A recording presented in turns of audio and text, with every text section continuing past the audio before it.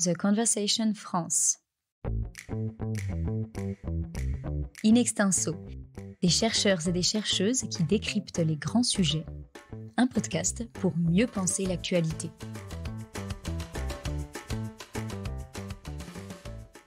Bienvenue dans ce deuxième épisode de notre podcast « La science au service de l'humanitaire ». Après avoir montré dans un premier épisode comment l'intelligence artificielle pouvait aider à reconnaître des migrants disparus, nous allons voir aujourd'hui en quoi l'impression en 3D peut servir à fabriquer des prothèses dans des pays frappés par des conflits ou par des catastrophes naturelles. C'est le pari d'un projet de recherche mené par Handicap International et l'Alliance INSA, l'Institut national des sciences appliquées, au réseau d'écoles d'ingénieurs.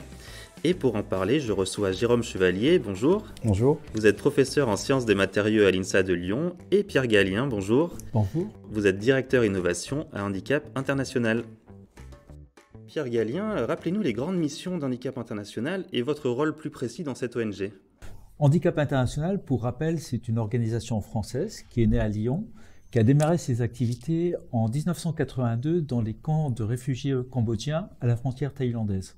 À l'époque, il s'agissait de fournir des prothèses aux victimes de mines qui arrivaient jusqu'à ces camps. Et l'enjeu était de fournir ces prothèses avec du matériel qu'on trouvait sur place. Et l'innovation à cette époque-là, c'était de le construire avec du bois et des bambous. Handicap International, finalement, on intervient actuellement dans 59 pays, dans des contextes, à la fois des contextes d'urgence, comme en Ukraine actuellement, des contextes ou des pays qui sont particulièrement sensibles aux catastrophes naturelles. On intervient à Madagascar, aux Philippines, et des contextes, bien sûr, où l'instabilité est un peu plus récurrente. Je pense à la Somalie, au Sud-Soudan ou des choses comme ça. Donc on a un spectre d'activité à la fois très large, que ce soit sur le plan géographique et sur le plan des métiers. Donc quel est mon rôle plus particulièrement ? Si on voulait le réduire, c'est assez simple. Finalement, c'est permettre à nos équipes et à nos partenaires de pouvoir mobiliser toutes les technologies, dans les meilleures technologies possibles, au service de notre mission, quoi. On reviendra surtout, on va beaucoup parler des prothèses dont vous venez de nous d'évoquer la mission. Jérôme Chevalier, je le disais, vous êtes professeur à l'INSA de Lyon. Quels sont vos sujets de recherche et d'enseignement ?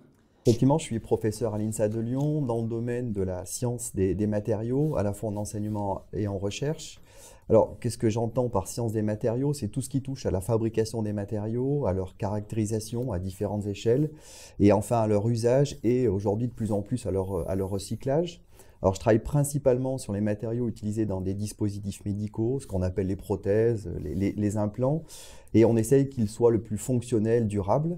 Oui, justement, Pierre Gallien, on connaît quand même beaucoup des actions menées par Handicap International, vous nous avez rappelé en début de podcast, mais peut-être moins vos travaux concernant l'innovation, la recherche. Pourquoi avez-vous besoin de scientifiques et comment s'est nouée cette alliance avec l'INSA en particulier ? Pourquoi on a besoin de scientifiques ? Quand on regarde les chiffres, ce qu'on voit ces dernières années, c'est qu'on a une accélération de différents facteurs. On a d'abord une accélération des besoins. Dans le dernier rapport de l'UNOCHA qui recense les besoins humanitaires, on estime qu'il y a 274 millions de personnes qui sont dans le besoin de recevoir une aide humanitaire dans 63 pays. Ce chiffre était seulement de 235 millions seulement l'année dernière et c'était déjà le chiffre le plus élevé de la décennie. Donc on a une accélération des besoins et des catastrophes. On a vu aussi qu'on a de nouvelles formes de catastrophes. L'épidémie de Covid, la pandémie de Covid, on est un exemple criant. Et d'un autre côté, on assiste aussi, heureusement, à une accélération du développement des technologies, en particulier sur le digital. Et donc on a à la fois une opportunité avec le développement des technologies et à la fois un besoin d'avoir des actions qui sont beaucoup plus efficaces, beaucoup plus efficientes pour couvrir les besoins. De notre côté, au niveau d'Handicap International, on s'est plutôt concentré sur le développement de notre expertise métier. Je pense d'expertise métier, c'est-à-dire effectivement sur la réadaptation fonctionnelle, le métier de l'orthopédie, le métier de l'éducation, qu'est-ce que ça veut dire ? Et d'un autre côté, on s'est développé aussi sur tout ce qui est l'ingénierie sociale. La difficulté de mettre en œuvre un projet humanitaire, c'est de construire ce projet avec les partenaires, analyser les besoins et de savoir le type d'action ou les actions qu'on va mener. Pour ça, on n'a pas nécessairement développé, on n'a pas forcément eu besoin de développer des compétences particulières dans de la recherche en matériel, au développement des matériaux, comme l'a exprimé Jérôme, ou même dans le développement de l'intelligence artificielle. On comprend le besoin, on comprend le potentiel de ces technologies-là, mais on n'a pas les scientifiques qui nous sont capables de nous amener une expertise précise pour nous aider à développer notre potentiel. Et donc plus spécifiquement sur ce projet d'impression 3D, racontez-nous un petit peu. Alors pour le projet de l'impression 3D, quand on parle de réadaptation fonctionnelle, pour le cas concret, là on parle surtout de fournir des orthèses et des prothèses. Alors pour rappel, une orthèse est à l'extérieur du membre et la prothèse va compléter le membre, va être le membre. L'OMS estime actuellement que seulement 15% des personnes qui auraient besoin de ce matériel médical ont accès au service. Et on voit bien dans nos pays que finalement, très peu de gens se rendent ou arrivent à se rendre jusqu'au centre de réadaptation fonctionnelle. Parce que le déplacement coûte de l'argent, parce que pendant le temps du service, les gens ne font pas une autre activité, donc il y a une perte indirecte de ce côté-là. Et donc, les aspects digitaux associés à la production 3D nous permettent de réduire le temps que les personnes vont passer dans les services de réadaptation fonctionnelle. Et va nous permettre aussi à nous d'amener le service auprès des personnes plutôt que les personnes viennent dans les services.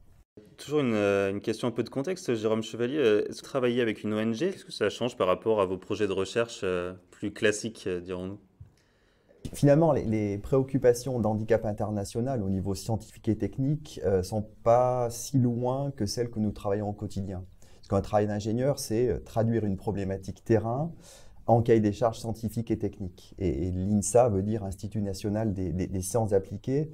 Et donc, on trouve généralement des problématiques sociétales, industrielles, qui nous fournissent de formidables objets de recherche et des réels questionnements scientifiques.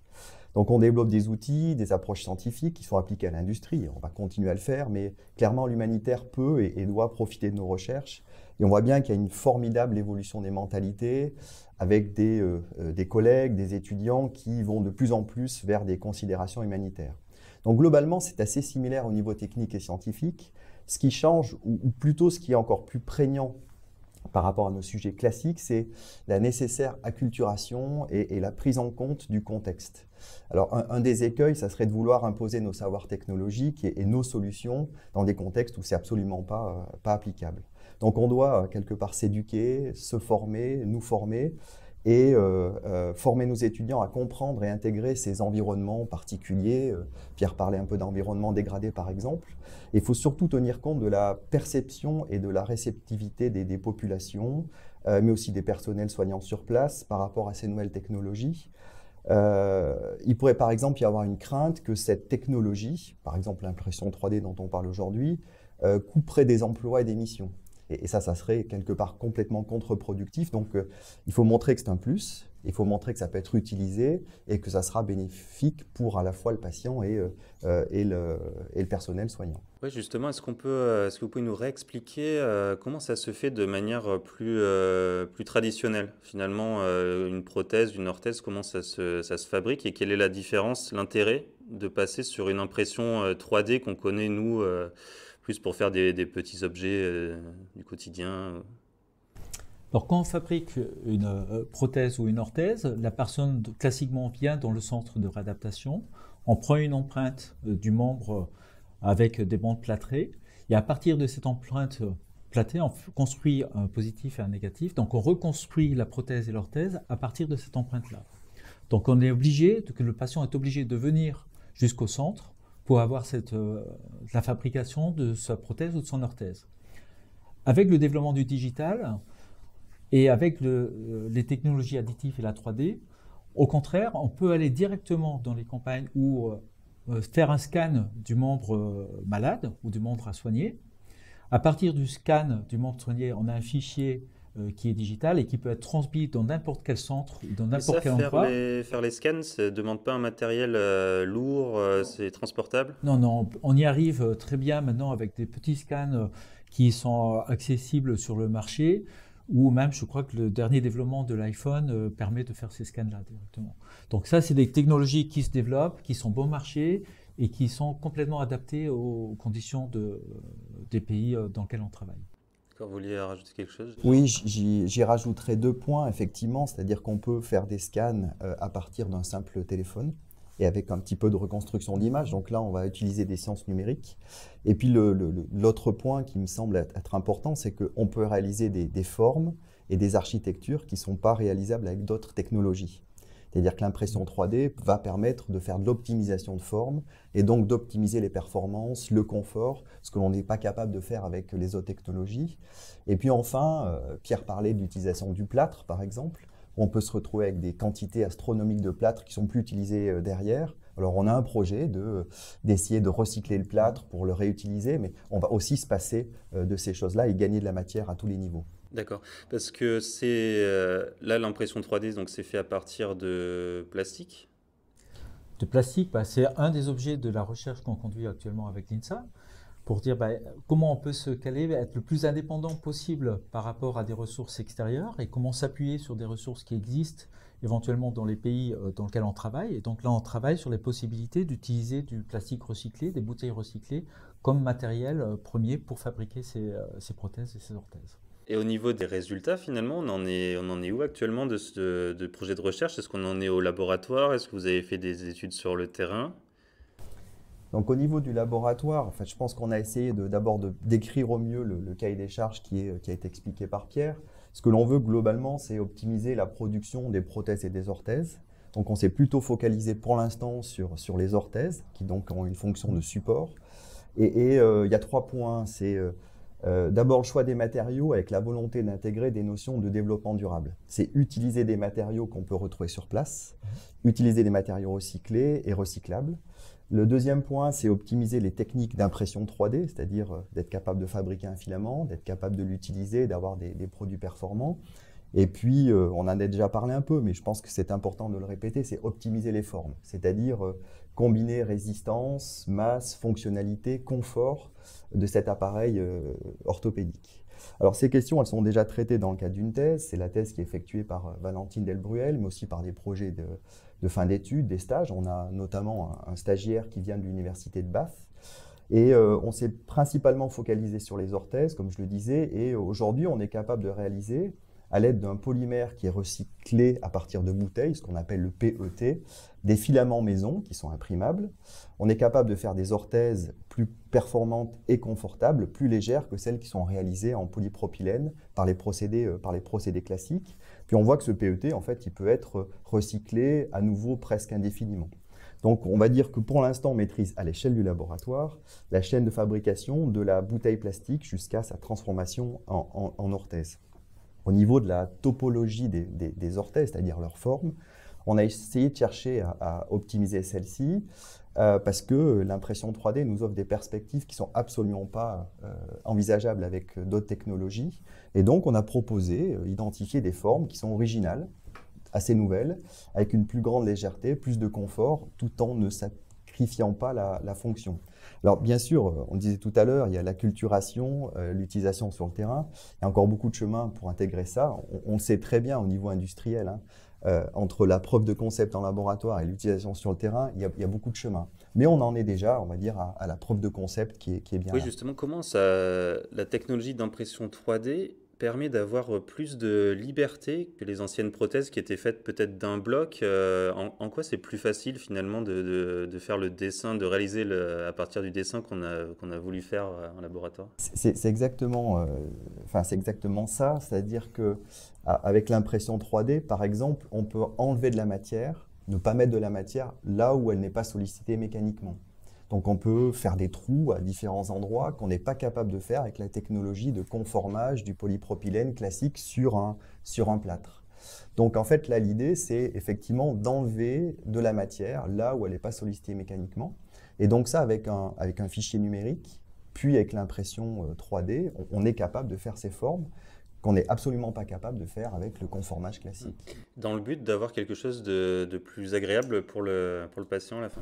Oui, de plus agréable, sans bien sûr toujours l'objectif médical doit toujours être préservé, mais on est dans des contextes qui sont souvent très chauds, très humides, et le confort, si on enlève de la matière, on va gagner en confort, on va gagner en poids aussi, le poids du matériel est quelque chose d'important sur une prothèse, pour être plus près de la sensation naturelle, donc à la fois sur le confort, sur le poids, Donc sur le matériel, on va gagner ces éléments-là.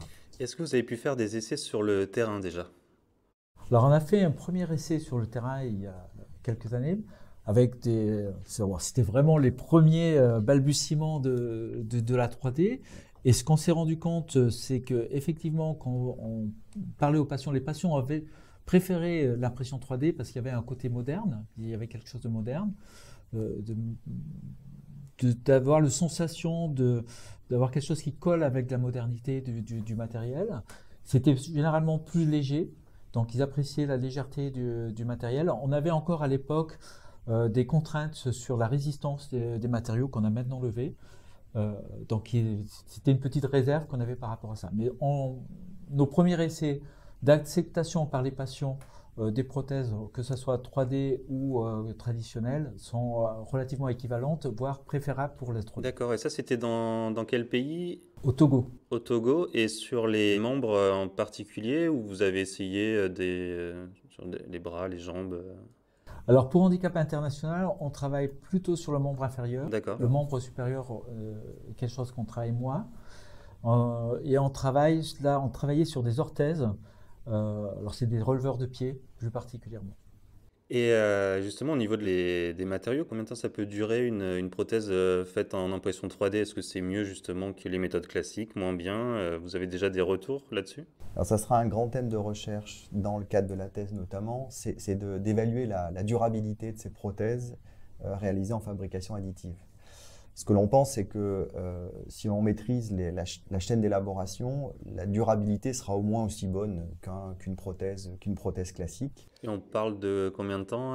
Alors en fait, si on parle d'une orthèse, finalement, la durée de vie du matériau et de la structure sera même supérieure aux besoins du patient parce que l'utilisation d'une orthèse est finalement assez courte dans le temps. Ouais. Une fois qu'on a réalisé cette fonction de support et qu'on a traité le patient, finalement, voilà, la prothèse devrait être réutilisée peut-être et recyclée pour un autre patient. Donc c'est clairement là plutôt la durée d'utilisation qui va gérer la durée de la prothèse. Une grande partie des orthèses sont destinées à des enfants qui eux-mêmes évoluent et grandissent, Ah oui. Et donc il faut faire aussi évoluer le matériel avec leur développement personnel. Et combien de temps ça prend tout ça finalement entre le moment où on va donc vous en tant que donc les membres d'Handicap International vont aller sur le terrain faire les scans dont vous parliez tout à l'heure, alors avec je sais pas, avec des iPhones ou d'autres téléphones ou d'autres outils, on va avoir ce plan en 3 dimensions qui va être envoyé vers alors le laboratoire ou l'impression 3D.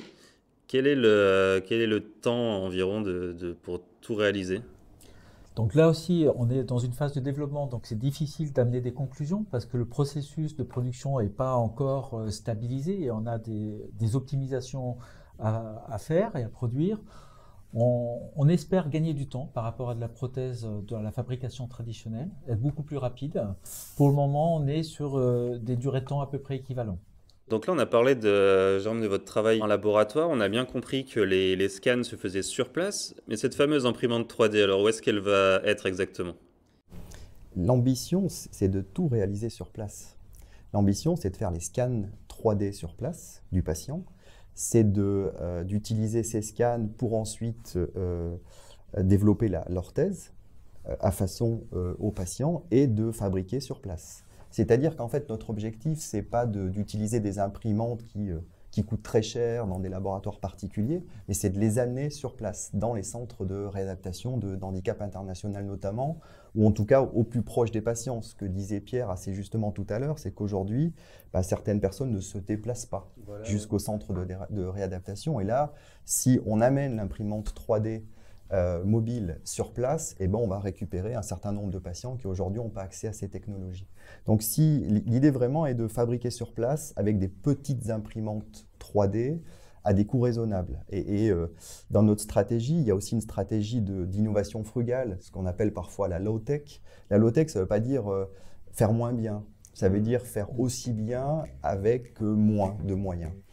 Merci beaucoup, on va suivre tous ces projets avec la plus grande attention. Pierre Gallien, merci. Je vous rappelle, vous êtes directeur innovation Handicap International. Au revoir.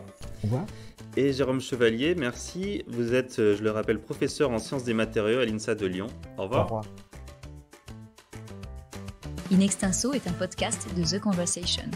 Chaque vendredi, la rédaction donne la parole à la recherche pour mieux comprendre l'actualité. Retrouvez l'ensemble des épisodes d'In Extenso et nos autres séries directement sur theconversation.com dans la rubrique podcast.